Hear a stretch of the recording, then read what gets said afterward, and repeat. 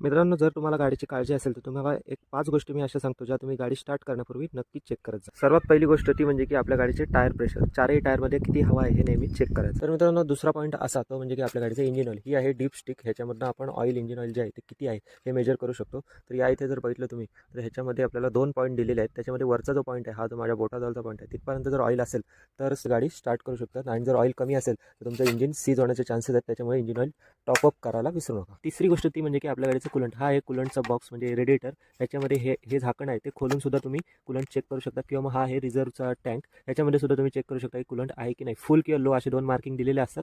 त्याच्यावरून तुम्ही समजू शकता की कुलंट कमी आहे की जास्त आहे. चौथी गोष्ट ती म्हणजे की आपल्या गाडीचं ब्रेक ऑइल. ब्रेक ऑइल जे आहे ते तुम्ही असं झाकण खोलून सुद्धा चेक करू शकता, त्याची लेवल आणि कंडिशन कशी आहे.